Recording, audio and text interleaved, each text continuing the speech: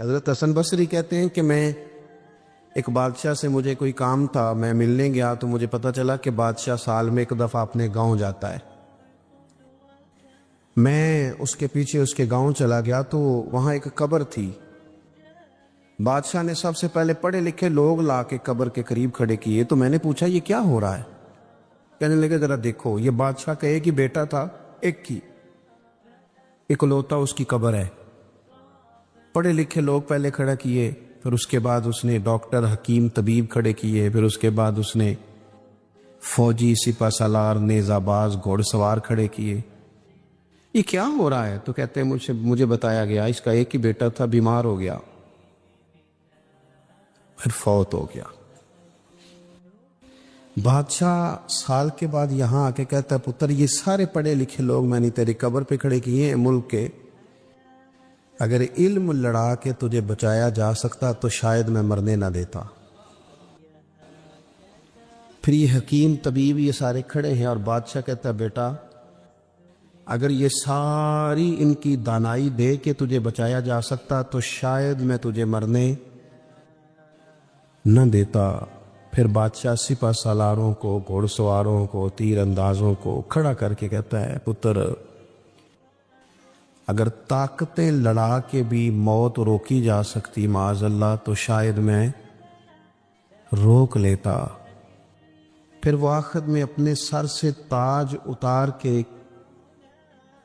قبر کے پیروں والی سائڈ پہ رکھ کے رو پڑا، کہنے لگا پتر اگر حکومت دے کے، تخت دے کے بھی تجھے بچایا جا سکتا تو میں فقیر بن کے زندگی گزار لیتا پر تجھے بچا لیتا، لیکن کل نفس ذائقۃ الموت۔ ہم نہ بھول گئے اصل مقصود کیا ہے، کیوں آئے ہیں۔ ہمارا طرز زندگی، اٹھنا بیٹھنا چند ذاتی معاملات کے لیے، چند ذاتی۔ میں کہتا ہوں کہ اگر دین پر بھی عمل، دیکھو نا، وظیفہ پڑھنے سے روزی میں برکت ہوتی ہے شک کوئی نہیں، صدقہ دینے سے بلائیں دور ہوتی ہیں شک، بالکل ٹھیک بات ہے اپنی جگہ پہ۔ کیا صدقہ رب راضی کرنے کے لیے دینا ہے کہ بلا دور کرنے کے لیے؟ شک کوئی نہیں اس میں کہ آپ اللہ کی راہ میں خیرات کریں گے تو روزی میں برکت ہوگی، تو آج آ کے وہ وظیفہ بھی صرف روزی میں برکت کے لیے ہی پڑھنا ہے؟ وہ جو سب سے بڑی رضا ہے رب کی، دیکھو ضروری نہیں ہوتا۔ میرے حضرت صاحب رحمت اللہ علیہ ایک دفعہ بھی میرے گھر نہیں آئے، اور آپ حیران ہوں گے کہ میں سمجھتا ہوں کہ شاید بہتر ہوا، کیونکہ میری اتنی حیثیت نہیں نا، اوقات نہیں نا، میں کو جیتے دل بر سونا، میں کیوں کر اس نو بھاواں، او ویڑے میرے بڑدا نہ ہی پئی لکھ وسیلے پاواں۔ میں سمجھتا ہوں کہ اگر ان کی بات مان لی، ان کے طریقے پہ عمل کر لیا، ان کی کوئی رضا مل گئی اپنے بزرگوں کی، اساتذہ کی، تو یہ زیادہ ضروری کام ہے، یا زیادہ ضروری کام یہ ہے کہ فوٹو ساتھ آ جائے، یا زیادہ ضروری کام یہ ہے کہ وہ کسی جگہ ریکارڈڈ، باقاعدہ ریکارڈڈ میری تعریف کر دے کہ بلے بلے؟ یہ تو ٹھیک ہی نہیں۔ چیزوں کو جب تک ان کی اصل میں نہیں لیا جاتا، اصول میں، اتنی دیر تک معاملات بہتر ہے۔ ہم آئے ہیں دنیا میں بڑے بڑے کام کرنے، ہمیں کوئی کام کرنا چاہیے، ہمارا بڑا وقت ضائع ہوتا ہے، کوئی مقصد نہیں ہمارا فضول خوش گپیوں کا، لیکن مار رہے ہیں گپے، کوئی مقصود نہیں، پٹے پہ بیٹھے ہیں، چوک پہ بیٹھے ہیں۔ ایک ڈھیر سارا طبقہ ہے جو کہتا ہے میں بور ہو رہا ہوں، تو میں اکثر کہتا ہوں کہ بور ہونے کے لیے بھی تو ٹائم چاہیے نا، ہمیں ملتا ہی نہیں، بور ہونے کا بھی نہیں ٹائم ملتا، کیسے ہو، ٹائم ہی کوئی نہیں، بیمار ہونے کا نہیں ملتا، رات کو طبیعت خراب ہو گئی تھی، یہ گلا سارا، مسلسل کئی دنوں سے سفر میں ہوں، تو صبح کوشش کی، اپنے آپ کو ہمت دلائی، مسلسل میرے خیال ہے آج چوتھا پانچواں دن ہے میں سفر میں ہوں، روز کئی کئی گھنٹے کا سفر، تو میں نے ہمت دلائی اپنے آپ کو، تو مجھے کہہ رہے تھے گھر والے کہ ذرا آرام کر لے، میں کہ بھی تو ٹائم چاہیے نا، کوئی کام تو وہ والا کریں گے جس کے لیے تو ٹائم بڑا ہے ہمارے پاس ضائع کرنے کو، ادھر ضائع کرو، ادھر ضائع کرو، وہاں ضائع کرو، میں بور ہو رہا ہوں. بھی بور ہونے کو بھی تو ٹائم چاہیے. سنو، میرے نبی پاک علیہ السلام نے فرمایا جب صبح دن چڑھتا ہے نا سورج نکلتا ہے. آج کون سا دن ہے؟ اللہ آپ کو خوش رکھے. پیر شریف ہے، اگست کی کتنی ہے؟ ماشاءاللہ محرم کی 23. یہ بھی یاد رکھا کریں اسلامی تاریخ میں. یہ جو 2022 کا 22 اگست ہے نا، یہ آج آپ کو ملا ہے، دوبارہ یہ تاریخ کبھی نہیں ملے گی. نبی پاک صلی اللہ علیہ وسلم فرماتے ہیں جب دن چڑھتا ہے تو وہ دن اعلان کرتا ہے کہ اگر کوئی کام کرنا ہے تو کر لو، میں آج آیا ہوں، آج کے بعد نہیں آؤں گا. یہ 23 محرم جو اس سال کا ہے یہ دوبارہ کبھی نہیں ملے گا. جس نے آج 23 محرم کو ایک سپارہ قرآن پاک کا نہیں نہ پڑھا، یہ دن خالی چلا گیا. جس نے آج ایک تسبیح بھی درود شریف نہیں پڑھی، یہ دن ضائع ہو گیا. جس نے آج کسی غریب کی مدد نہیں کی، کوئی درود پاک نہیں پڑھا، اس کا دن ضائع ہو گیا. ہمارے لمحے اللہ فرماتے ہیں اقترب للناس حسابهم وهم فی غفلۃ معرضون. لوگوں کے حساب کا وقت قریب آ گیا ہے، ابھی بھی غافل ہو کے پھر رہے ہیں. اب تو حساب دینے کا وقت آ گیا. ہڈیاں کھڑکن، گوڈے کمبن، اڑ گیا لک تیرا. اجے بھی گناہ تو باز نہ آوے، او واہ واہ مرد دلیرا. اجے بھی گناہ تو باز نہ آوے. اب تو بات آگے نکل گئی. دوستو، مصروف اوقات اور مصروفیت اللہ کے ساتھ. اپنے آپ کو تنہا کرو رسول اللہ کی بارگاہ میں. کچھ وقت مصلی کو، کچھ عبادت کو، کچھ خیر خائی کو، کچھ کوئی خیر کا کام جو ہم سے ہو سکے.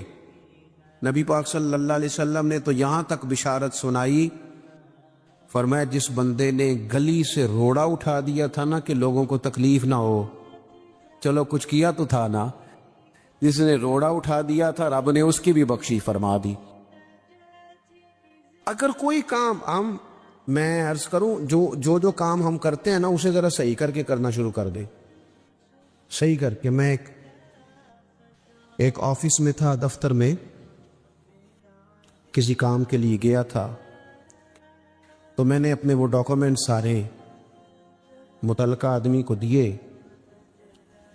وہ مجھ سے کہنے لگے کہ ایک فلاں کاغذ آپ کا کم ہے، آپ کو دوبارہ جانا پڑے گا اور اپنے علاقے کی جو آپ کی یونین کونسل ہے وہاں سے فلاں کاغذ آپ بنوائیں گے، پھر آپ کا کام ہو جائے گا.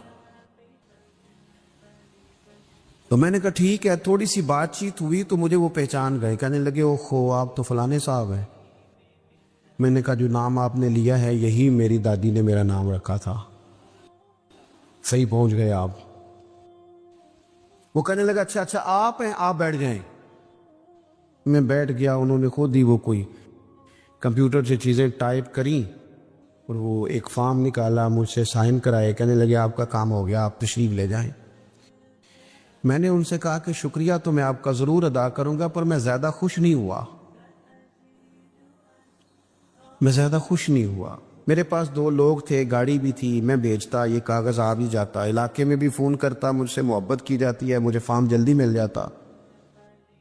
اس کا مطلب ہے آپ سیٹ پر بیٹھ کے بڑے کام کر سکتے ہیں پر لوگوں کے کرتے نہیں. آپ پھیرے لگواتے ہیں، یہ لے آؤ وہ لے آؤ. آپ جہاں بیٹھے ہیں بڑے مسئلے اگر آپ اپنی پہنچ سے کوئی حل کر سکتے ہیں. اور پھر میں نے کہا اگر آپ پسند کریں تو میں آپ کو حضور کا ایک فرمان، اگر آپ سمجھنا چاہیں تو، غور کرنا چاہیں تو ایک فرمان عرض کروں. میرے نبی پاک علیہ السلام نے فرمایا جو بندہ بیواؤں کی مدد کے لیے نکلے، یتیموں کی خدمت کے لیے نکلے. یہ سرکاری ملازم فوت ہو گیا تو بیوی کے لیے بڑی مصیبت نہیں بن جاتی؟ ایک تو دن عدت کے، پھر کاغذ بنوانے، تو پینشن جاری کرانا، بچوں کے لیے مصیبت نہیں کھڑی ہو جاتی. فرمایا جو بندہ بیواؤں کی مدد کے لیے نکلے، یتیموں کی مدد کے لیے نکلے، غریبوں کی خبر گیری کے لیے نکلے، میرے رسول کریم علیہ السلام فرماتے ہیں رب اسے اتنا ہی ثواب دے گا جتنا اپنے رستے میں تلوار لے کے جہاد کرنے والے کو ثواب عطا فرماتا. آپ توجہ کریں جی، بس بات میں نے بڑی جلدی ختم کر دینی ہے. تو کوئی بہترین عمل زندگی میں، کوئی کار خیر، جو ہم سے ممکن ہو سکے اپنی زندگی میں ضرور کریں. کوئی ایسا کام کر جائے, کوئی ایسا کام. دیکھیں نا, نبی پاک علیہ السلام نے فرمایا, آپ میری طرف دیکھیں جی, تو کوشش کریں کہ زندگی میں کوئی خیر کا کام, کوئی اچھا عمل. حضور صلی اللہ علیہ وسلم نے فرمایا, جس نے اللہ کی رضا کے لیے مسجد بنائی نا,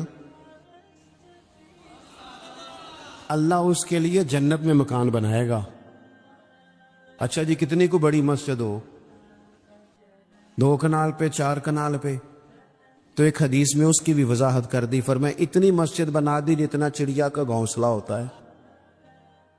کیا مطلب کہ مسجد کے اتنے حصے پر اگر کسی شخص نے کچھ خرچ کر دیا, اسے بھی اللہ یہ اجر دے گا.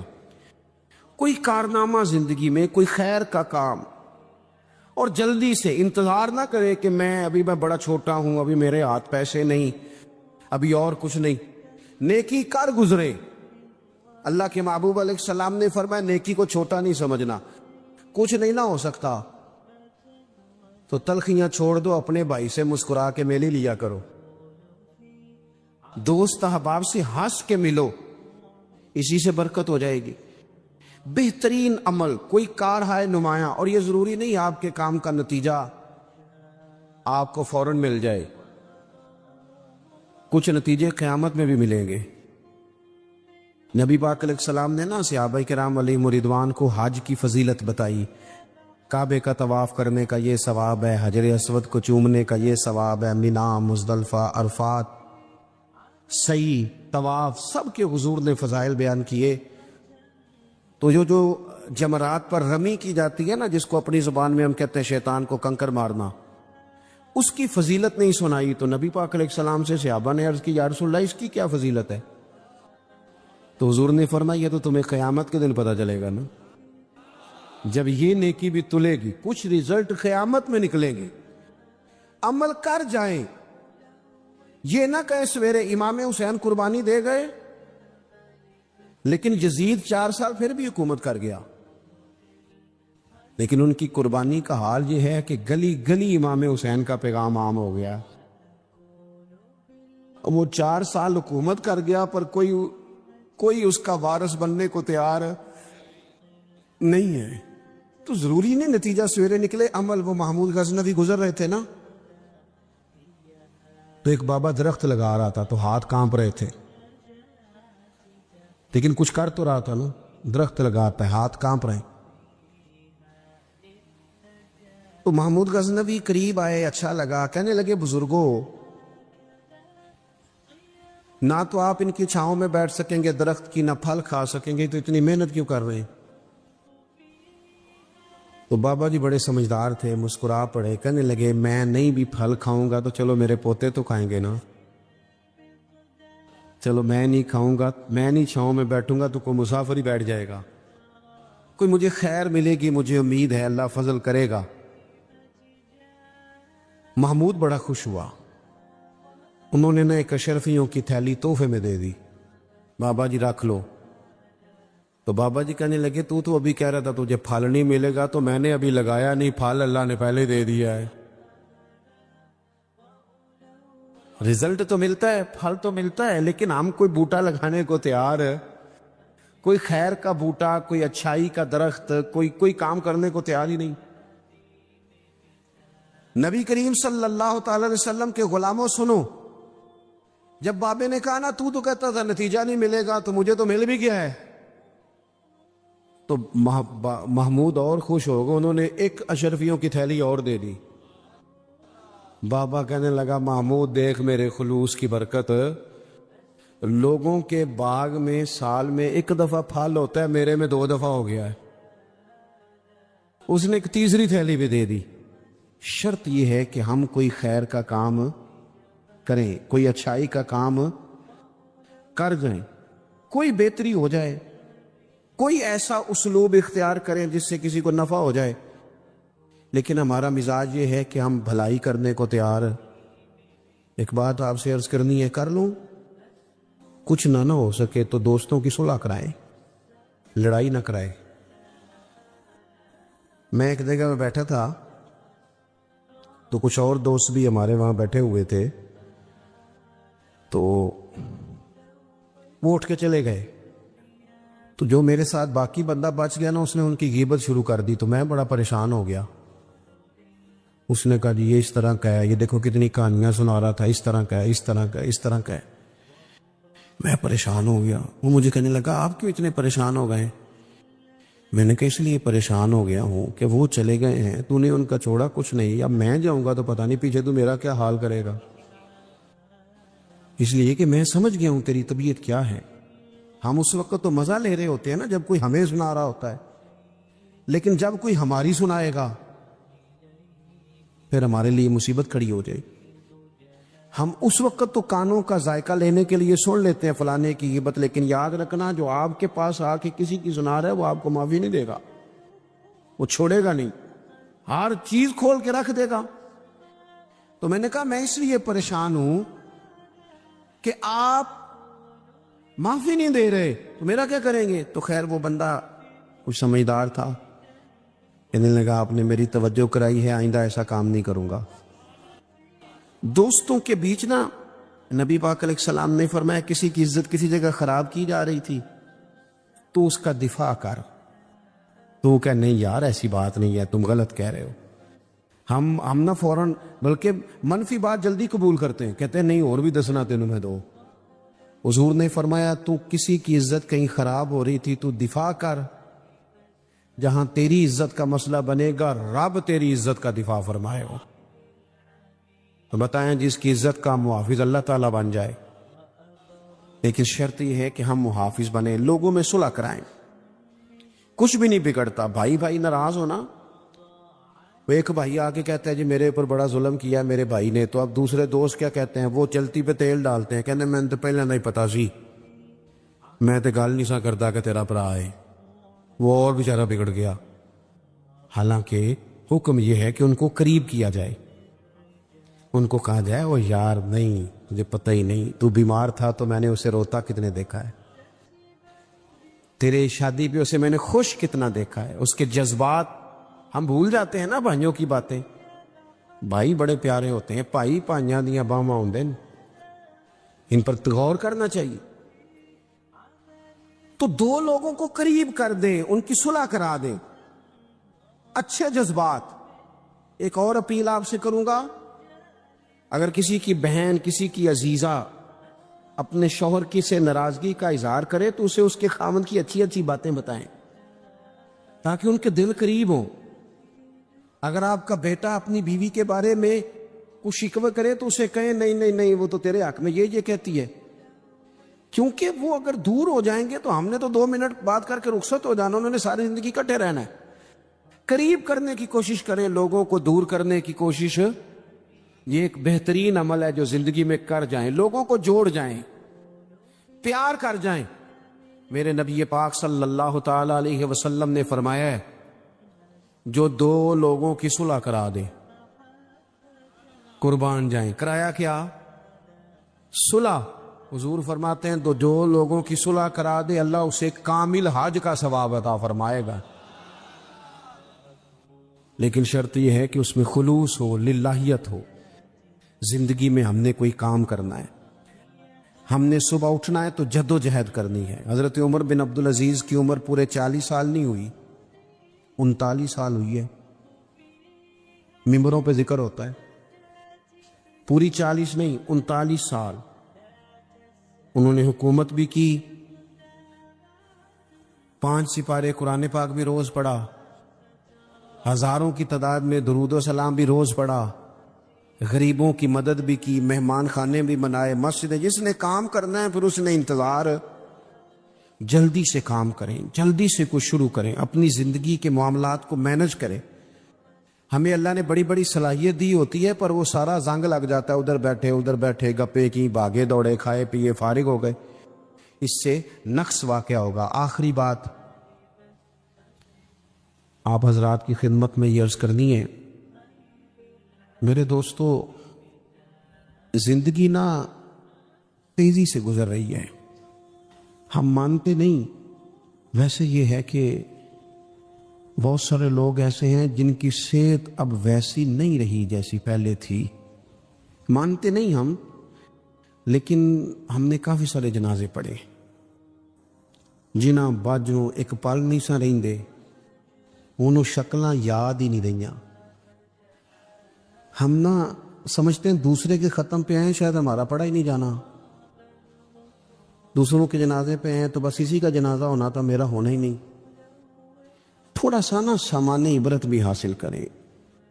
लाइट बंद करके भी रात को सिर्फ मोबाइल ना देखा करें, 10 को मिनट ना सोचने पे लगाएं कि अगर आज जाना पड़े रब की बारगाह में तो मेरी को तैयारी है। थोड़ा सा अपने ऊपर गौर करें। मैं आपसे अर्ज करूं, एक टाइम पे बंदा बिल्कुल अकेला रह जाता है, बिल्कुल। मैंने देखा है कि बुजुर्ग अगर बीमार हो गए तो बच्चे एक दूसरे से मशवरा करते हैं कि आज तू रहना है तो कल फिर मैं अस्पताल रहांगा। टाइम कोई नहीं है लोगों के पास, वक्त कोई नहीं। मैं जनाजों पे जाता हूँ, मैं देखता हूँ कि लोग कहते हैं देर ना करो जी, मेहमान दूर दूर से आए हुए हैं, रोटी खा के वापस जाना है। नहीं ये पूछता कोई भी।